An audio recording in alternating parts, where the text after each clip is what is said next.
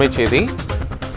Armstrong கொலை வழக்கில் இருக்கக்கூடிய தனது நண்பனை விடுவிக்க வேண்டும் என்று கோரிக்கையுடன் ஆம்ஸ்ட்ராங்குடைய மனைவி மற்றும் குழந்தையை கொண்டு விடுவதாக கடிதம் வெளியாகி பெரும் பரபரப்பு ஏற்பட்டிருந்தது. இந்த மிரட்டல் கடிதம் அனுப்பப்பட்டவர் கைது செய்யப்பட்டிருக்கிறார். மேலும் இந்த கடிதத்தில் இருக்கக்கூடிய தகவல்கள் என்ன, கடிதம் வெளியாகி இருப்பது தொடர்பான கூடுதல் விவரங்களுடன் செய்தியாளர் சுப்பிரமணியன் இணைப்பில்.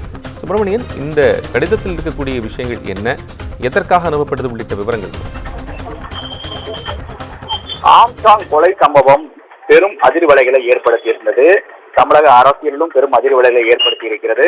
இந்த கொலை வழக்கு தொடர்பாக செம்பியம் காவல்துறையினர் கிட்டத்தட்ட 21 பேரை கைது செய்திருக்கிறார்கள். இந்த வழக்கு தொடர்பான அடுத்த கட்ட விசாரணையும் தீவிரப்படுத்தப்பட்டிருக்கிறது. இந்த நிலையில் ஆம்ஸ்ட்ராங்குடைய மனைவிக்கு ஒரு கடிதம் ஒன்று வந்திருக்கிறது.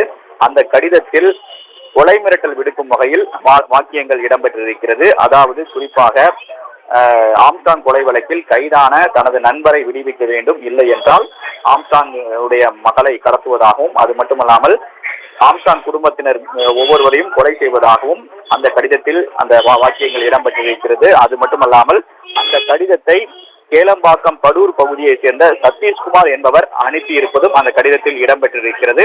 இது தொடர்பாக ஆம்ஸ்ட்ராங்குடைய மனைவி செம்பியம் காவல் நிலையத்தில் புகார் அளித்திருந்தார். அந்த புகாரை தொடர்ந்து காவல்துறையினர் விசாரணை என்பது மேற்கொண்டு வருகிறார்கள். அதே போல சதீஷ்குமாரையும் பிடித்து விசாரணை என்பது மேற்கொள்ளப்பட்டு வருகிறது. இதுவரை அவர் மீது என்ன வழக்கு பதிவு செய்யப்பட்டிருக்கிறது என்பது தொடர்பான தகவல்களை காவல்துறையினர் இதுவரை தெரிவிக்கவில்லை. விசாரணை என்பது தொடர்ந்து நடந்து வருவதாக காவல்துறை தரப்பில் தெரிவிக்கப்பட்டிருக்கிறது. உங்கள் விவரங்களுக்கு நன்றி.